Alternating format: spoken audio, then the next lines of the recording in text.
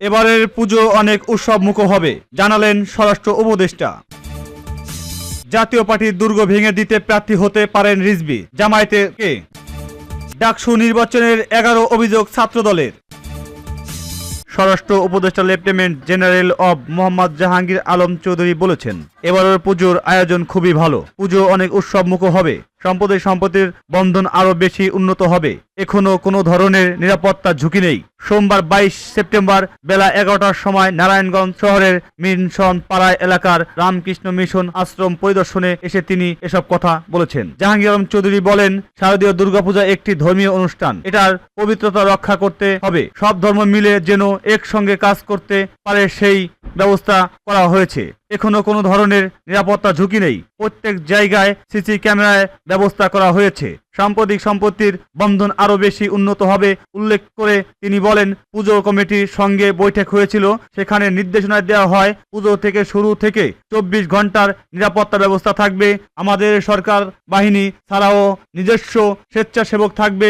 24 September answer যুক্ত হবে। এবারের পুজোয় অনেক উৎসবমুখর হবে। সাম্প্রদায়িক সম্পত্তির বন্ধন আরো বেশি উন্নত হবে। তিনি বলেন, পুজো যেন ভালোভাবে উদযাপন করতে পারে সেজন্য নারায়ণগঞ্জের বিভিন্ন পূজা মণ্ডপে মোট 32 লাখ টাকার এবং প্রতিটি পূজা মণ্ডপে 500 কেজি করে চাউল দেওয়া হয়েছে।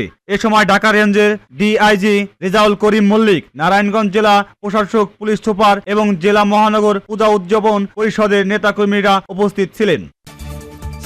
কুড়িগ্রাম 2 আসনের নির্বাচনে হওয়া বইছে জোরসোরই। জাতীয় পার্টির অপ্রদি দুর্গ হিসাবে পরিচিত কুড়িগ্রাম 2 আসন জেলা সদরেই এই আসন ঘিরে সৃষ্টি হয়েছে তীব্র প্রতিদ্বন্দ্বিতায় আবহ। দীর্ঘদিন ধরে আসছে জাতীয় পার্টির জাপা দখলে থাকলেও আসন্ন দ্বাদশ নির্বাচন আসনটি দখল নিতে মরিয়া দেশের অন্যতম বৃহত্তম রাজনৈতিক দল বিএনপি। অতীতের প্রয়োজন জাতীয় পার্টির চেয়ারম্যান হুসাইন মোহাম্মদ এরশাদ থেকে শুরু করে এই দখলে একাধিক প্রার্থী এই আসনে জয় হয়েছেন। তবে 2024 সালের নির্বাচন স্বতন্ত্র প্রার্থী অভাবনীয় বিজয়ের পর জাপার অবস্থান নড়বড়ে হয়ে যায়। এবার আসনটি দখল নিতে আটঘাট বেঁধে নেমেছে বিএনপি। এই আসনে বিএনপির সম্ভাব্য প্রার্থী দলটির যুগ্ম মহাসচিব রুহুল কবির রিজভী।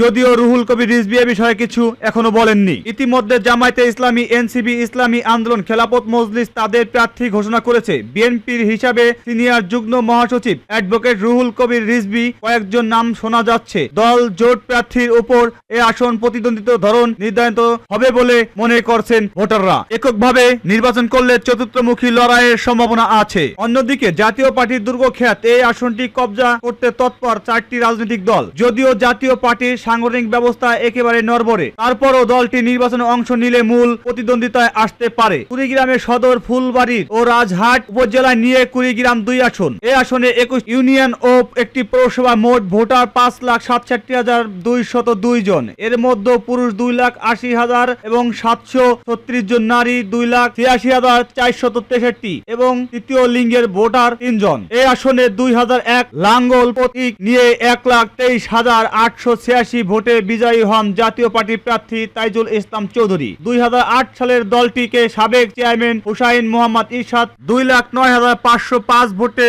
পেয়ে বিজয়ী হন। এরশাদ আসনটি ছেড়ে দিলে উপনির্বাচনে আওয়ামী লীগের প্রার্থী জাফর আলী 1,40,748 ভোট পেয়ে বিজয়ী হন। পরে 2014 সালে তাইজুল ইসলাম চৌধুরী বিনা প্রতিদ্বন্দ্বিতা ফের নির্বাচিত হন। 2018 সালে জাতীয় পার্টির প্রার্থী মনিরুদ্দিন আহমেদ লাঙ্গল প্রতীক নিয়ে 1,15,000 ভোটে আসনটি দলের দখলে রাখেন। তবে 2024 সালের নির্বাচনে মনিরুদ্দিন আহমেদের বড় ব্যবধানে হারিয়ে দেন স্বতন্ত্র প্রার্থী ডাক্তার হামিদুল হক। রুহুল কবির রিজভী 2006 সালের বাতিল ঘোষিত জাতীয় সংসদ নির্বাচনে এ আসনে দলের প্রার্থী ছিলেন। এবার তিনি প্রার্থী হতে পারেন বলে শোনা যাচ্ছে। তিনি এছাড়াও জেলা বিএনপি সদস্য সচিব সোহেল হোসাইন কাইকোবা, সিনিয়র যুগ্ম আহ্বায়ক শফিকুল ইসলাম বেবু, যুগ্ম আহ্বায়ক হাসিবুল রহমান হাসিব, সাবেক এমপি ওমর ফারুক সাহেব, পৌর মেয়র আবু বক্কর সিদ্দিক সম্ভাব্য প্রার্থী নির্বাচনের হিসাবে মাঠে রয়েছে। এর মধ্যে সোহেল হোসাইন কাইকোবা দীর্ঘদিন নির্বাচনী এলাকায় আনাচে কানাচে জনসংযোগে করে যাচ্ছেন। বর্তমানে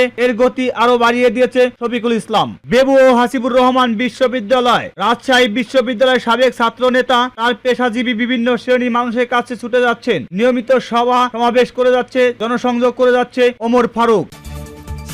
ঢাকা বিশ্ববিদ্যালয়ে কেন্দ্রীয় ছাত্র সংসদ ডাকসু নির্বাচনে অনিয়ম এবং অঙ্গসংগীত বিষয়ে 11টি অভিযোগ তুলে ধরেছে ছাত্রদল সমর্থিত প্যানেল সহসভাপতি ভিপি প্রার্থী আবিদুল ইসলাম খান। তিনি বলেছেন, বিষয়গুলো নিয়ে প্রশাসন অবস্থান স্পষ্ট না করলে ছাত্রদলের পক্ষ থেকে নির্বাচন বৈধতা দেওয়ার সুযোগ নেই।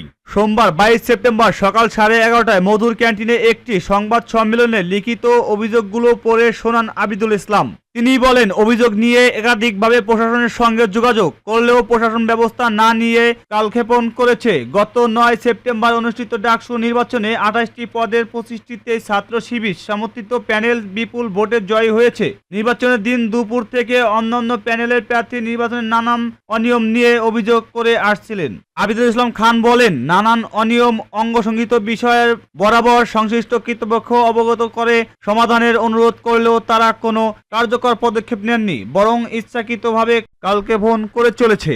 তিনি বলেন, যতক্ষণ না পর্যন্ত প্রশাসন বিষয়গুলো নিয়ে তার অবস্থান ক্লিয়ার করতে না পারে এই নির্বাচনে আমাদের জায়গা থেকে বৈধতা দেওয়ার কোনো সুযোগ নেই। তিনি ঢাকা বিশ্ববিদ্যালয় প্রশাসনের প্রতি আশা প্রকাশ করেন তার স্বচ্ছতা জবাবদিহিতার পথে ফিরে এসে ডাকসু নির্বাচনে অনিয়ম অসংগীত বিষয় যথাযথ তদন্ত করে সকলের সামনে সত্য উন্মোচন করবে। এ সময় প্যানেলের সাধারণ সম্পাদক জিএস প্রার্থী তানবীর বারী হামিম, সহ সাধারণ সম্পাদক এজিএস প্রার্থী তানবীর আল হাদি মহোদয় সহ অন্যান্য প্রার্থীর উপস্থিত ছিলেন। তাদের অভিযোগ মধ্যে রয়েছে, 1 নম্বরে ভোটারকে নির্দিষ্ট প্যানেলের পক্ষে ভোট দেওয়ার ব্যালট পেপার সরবরাহ করা এবং ভোটার কেন্দ্রে যাওয়ার পূর্বে ভোটার তালিকায় উপস্থিত স্বাক্ষর দেওয়া সহ একাধিক জালিয়াতি নিয়ে ভোট কেন্দ্রের সিসি ফুটেজে চেয়ে আবেদন করা হলেও প্রশাসন কালক্ষেপণ করেছে।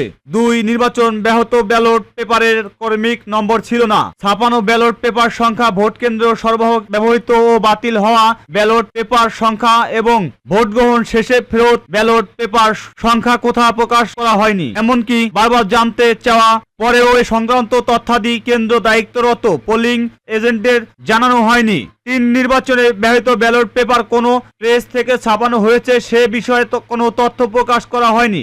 গত 7 সেপ্টেম্বর নীলক্ষেতের গাউসুল আজম মার্কেটের একটি ছাপাঘর বিপুল সংখ্যক ব্যালট পেপার অরক্ষিত অবস্থান পাওয়া গেছে। 4 ভোট গণনার বিষয়ে ইতিমধ্যে নানান অভিযোগ ও বিতর্কিত সামনে এসে কিন্তু একটি কার্যকর গণনা প্রক্রিয়া নিশ্চিত করা গেলেও এ ধরনের বিতর্ক তৈরি হতো না। 5 ভোটারদের মধ্যে প্রার্থীদের প্রস্তাবী বিভিন্ন কেন্দ্রের পোলিং এজেন্টদের বাদ দেওয়া হয়। কোন প্রক্রিয়ার মাধ্যমে পোলিং এজেন্টদের বাছাই করা হয়েছে তা প্রকাশ করা হয়নি। 6 ভোট কেন্দ্রের আগেই পোলিং এজেন্টের আইডি কার্ড সরবরাহ করার কথা থাকলেও তার যথাযথ সময় সরবরাহ করা হয়নি, যে কারণে অনেক পোলিং এজেন্টদের যথাযথ সময় ভোট কেন্দ্রের সম্মুখে উপস্থিত হয়েও ভোটার কেন্দ্রে প্রবেশ করতে পারেনি। ফলে পোলিং এজেন্ট অনুপস্থিতের পক্ষপাতিত্ব অবস্থায় ভোট কেন্দ্র শুরু হয়। 7 একটি নির্দিষ্ট প্যানেল বাদে সকল প্রার্থী প্যানেলে জানানো হয়েছে 8টি কেন্দ্র করে ভোট গ্রহণ হবে, কিন্তু ভোটের দিন দেখা যায় 8টি ভোটিং এরিয়ায় মোট 18টি কেন্দ্র ভোট গ্রহণ করা হয়েছে,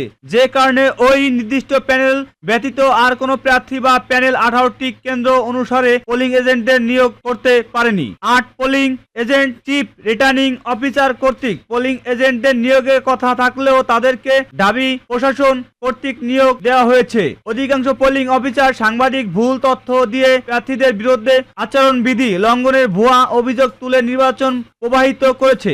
9 নির্বাচনের দিন ক্যাম্পাসে প্রবেশ মুখে নিরাপত্তার দায়িত্বরত কতিপয় BNCC rover scout girls guide সদস্য সহায়তা একটি নির্দিষ্ট গোষ্ঠীর ক্যাম্পাসে অবাধে প্রবেশের সুযোগ দেওয়া হয়েছে বলে শিক্ষার্থীদের পক্ষ থেকে একাধিক অভিযোগ এসেছে এবং একাধিক বহিরাগত শিবির কর্মীকে শিক্ষার্থীদের হাতে নাতে ধরে প্রক্টর অফিস সোপর্দ করেছে। 10 ভোট গণনার সময় পোলিং এজেন্টদের কার্যক্রিয়া ভূমিকা পালন করতে বাধ্য করা হয়েছে। ভোট গণনা প্রক্রিয়ার সঙ্গে পোলিং এজেন্টদের যথাযথ যুক্ত না করায় এবং গণপ্রক্রিয়ার ত্রুটি থাকার প্রতিবাদে ছাত্রদল সমর্থিত প্যানেল সকল পোলিং এজেন্ট সহ অধিকাংশ প্রার্থীর পোলিং এজেন্ট রেজাল্ট শিটে স্বাক্ষর না করেই ভোট কেন্দ্র ত্যাগ করেছে। অধিকাংশ বুথে নির্বাচনের দিন বেলা 11:30টার পর থেকে মার্কার পেন না থাকার ভোটারদের বল পেন দিয়ে ব্যালট পেপার ক্রস চিহ্ন দিতে হয়েছে। বল পেন ক্রস চিহ্ন দেওয়া ভোটগুলো OMR মেশিনে সঠিকভাবে রিড করতে পারেনি বলে